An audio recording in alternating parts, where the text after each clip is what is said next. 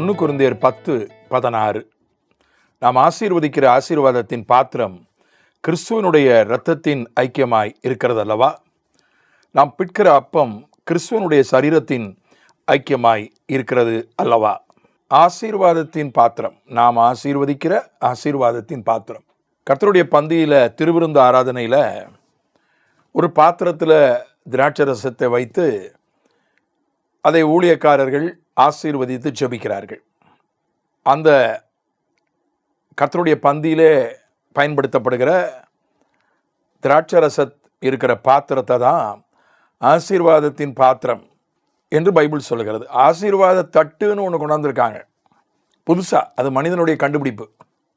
நிதி திரட்டுறதுக்காக என்ன செய்கிறாங்கன்னா, சில பாரம்பரிய சபைகளில் ஒரு தட்டில் பழங்கள் இனிப்புகளெல்லாம் வைத்து அதுக்கு ஆசீர்வாத தட்டுன்னு பேர் வச்சு அதை ஏலம் விடுறாங்க. அது ஆயிரக்கணக்கில் பல்லாயிரக்கணக்கில் ஏலம் எடுக்கிறாங்க. சில நேரங்களில் அது லட்சத்துக்கு மேலே கூட ஏலம் போகிறது.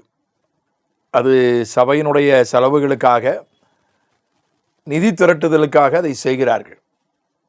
ஆனால் அதுக்கு வச்ச பேர் தான் தப்பு. இந்த தட்டுக்கு ஆசீர்வாத தட்டுன்னு எப்படி, என்ன அடிப்படையில் அவங்க பேர் வச்சாங்கன்னு தெரில. ஒரு தட்டில் பழத்தை வச்சு ஏலம் போடுவதே சரியா என்கிற ஒரு கேள்வி உண்டு. அது விமர்சனங்கள் உண்டு. சிலர் பெருமைக்கு ஏலம் எடுக்கிறாங்க, கஷ்டப்பட்டவங்களால் ஏலம் எடுக்க முடியல, அதனால் அங்கே பொருளாதாரத்திலே நலிந்தவர்கள் மனது புண்படுகிறது, இது ஒரு போட்டியாக இருக்கிறதுனால என்கிற ஒரு விமர்சனம் ஏற்கனவே உண்டு.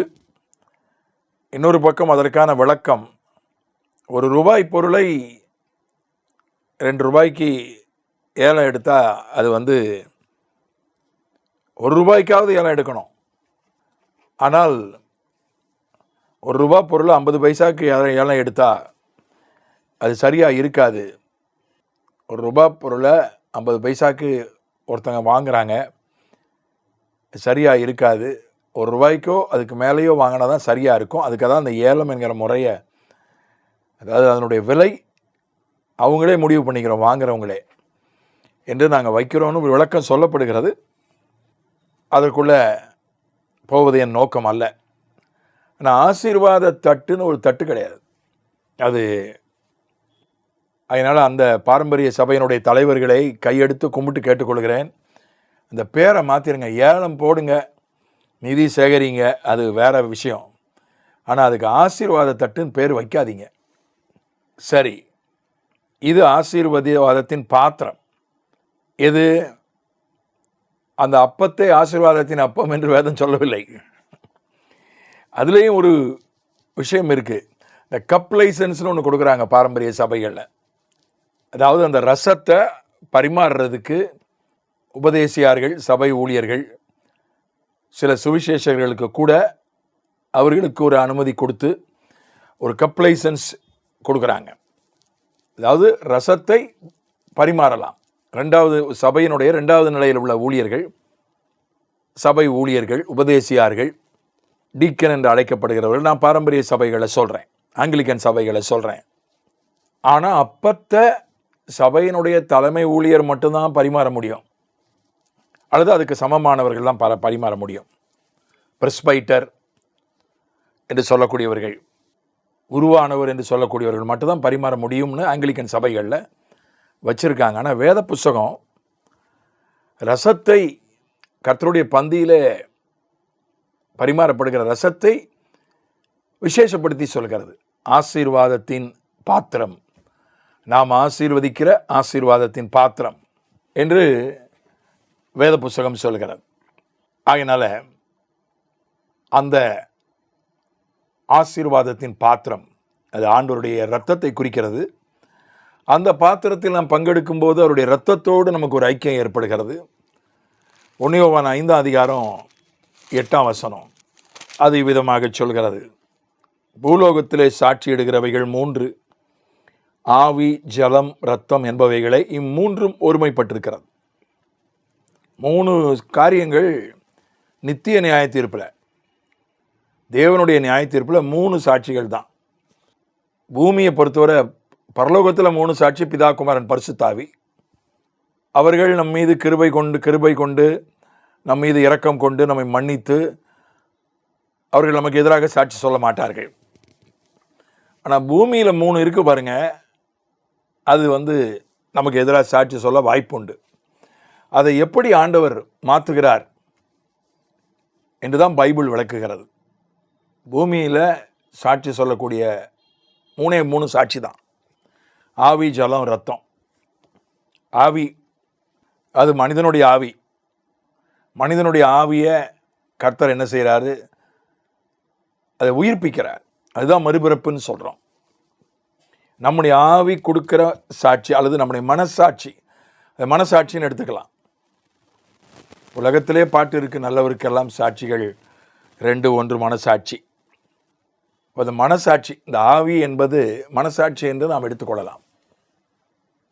ரட்சிக்கப்படாதனுடைய ஆவி செத்து போயிருக்கிறது. ரட்சிக்கப்படாதனுடைய மனசாட்சி மனசாட்சியாக இருக்கிறது. ரட்சிக்கப்பட்டனுடைய மனசாட்சி நல் மனசாட்சியாக இருக்கிறது. நம்முடைய மனசாட்சியே நமக்கு விரோதமாக சாட்சி சொல்லிச்சுன்னா நமக்கு ஆபத்து. ஆனால் நம்முடைய மனசாட்சியை தன்னுடைய இரத்தத்தால் கழுவி அது நல் மனசாட்சியாய் மாற்றுகிறார். ரோமர் 8ஆம் அதிகாரத்தில் வாசிக்கிறோம், நாம் தேவனுடைய பிள்ளைகளாக இருக்கிறோம் என்று நம்முடைய ஆவியுடனே கூட பரிசுத்த ஆவியானவர் சாட்சி கொடுக்கிறார். நம்முடைய ஆவியுடனே கூட நம்முடைய ஆவியே நம்முடைய மனசாட்சியே சொல்லுது, எப்பா நீ தேவனுடைய பிள்ளை தான். அப்போ அந்த சாட்சி, நம்முடைய மனசாட்சி நமக்கு விரோதமாய் சாட்சி சொல்லாது. 2வது ஜலம், தண்ணீர். அதனால தான் தண்ணீரோடு சம்பந்தப்பட்ட ஞானஸ்நானத்தை கர்த்தர் ஏற்படுத்தினார். தண்ணீர் சாட்சி சொல்லும் ஆண்டவருடைய நியாயத்தீர்ப்பில். அதனால தான் தண்ணீர் ஞானஸ்நானத்தை ஆண்டவர் ஏற்படுத்தினார். அந்த தண்ணீர் சொல்லும், இவன் என்ன சாட்சியாக வச்சு தான் தேவனோட உடன்படிக்கை பண்ணான், தண்ணீர் ஞானஸ்நானம் பெற்றான், ஆகவே இவனுக்கு தண்டனை கிடையாது என்று சாட்சி சொல்லும். இப்போ தண்ணீரையும் ஆண்டவர் சரி பண்ணிட்டார். இரத்தம், இந்த பூமியில் கொல்லப்பட்ட மனிதர்களுடைய எல்லா இரத்தமும் மனுக்குலத்துக்கு விரோதமாகவே சாட்சி சொல்லும். இவன் என்னை கொன்னுட்டான், மற்றவன்லாம் அதை கேட்கலை, அதுக்கு எதிராக போராடலை, மனுக்குலத்துக்கு எதிராகவே. இயேசு அப்படி தான் சொன்னார், ஆபேலிருந்து சகரியா வரைக்கும் உள்ள இரத்த பலிகள் இந்த சந்ததியில் கேட்கப்படும்னார். இயேசு வாழ்ந்த அந்த சந்ததியில், அந்த சந்ததிக்கும் அதுக்கு முந்தின சந்ததியில் காலகட்டங்களில் நடந்த கொலைக்கும் நேரடி சம்பந்தம் கிடையாது. ஆனால் அவங்க பொறுப்பு, ஏன்னா அவங்க முன்னோர்கள் தானே. கொலை செய்ததில் ஒருத்தன் இவங்க முன்னோர், அதை தடுக்காதவன், அதை கண்டிக்காதவன், அல்லது அதுக்கு நியாயமான தண்டனை கொடுக்காதவன், எல்லாமே அதில் இருக்காங்க. முழு மனுக்குலத்து மேலும் பொறுப்பு வைக்கப்படுகிறது. அதனால தான் ஆண்டவர் என்ன பண்ணார், எல்லா கொல்லப்பட்ட எல்லா மனிதனுடைய இரத்தமும் மனுக்குலத்துக்கு எதிராக சாட்சி சொல்லும். அந்த சத்தத்தை ஆஃப் பண்ணுறதுக்காக இயேசு தன்னுடைய இரத்தத்தை சிந்தினார். இயேசு தன்னுடைய இரத்தத்தை சிந்தினதுக்கு முக்கியமான காரணம் அதுவும் ஒன்று. ஆபேலுடைய இரத்தம் பேசினவைகளை பார்க்கிலும் நன்மையானவைகளை பேசுகிற இரத்தம். இயேசுனுடைய இரத்தம் மற்ற இரத்தத்தின் சத்தங்களை எல்லாம் அடக்கி நம்மை பற்றி நல்ல சாட்சியை சொல்லும். அதனால் 3ஐயும் சரி பண்ணிட்டார். ஆவி, மனசாட்சி, ஜலம், தண்ணீர், ரத்தம், இயேசுவின் ரத்தம். இப்போ 3மே நமக்கு விரோதமாக சாட்சி சொல்லாது. அதனால் ஆண்டவருடைய நியாயத்தீர்ப்பில் நமக்கு தண்டனை கிடையாது. ஆமென்.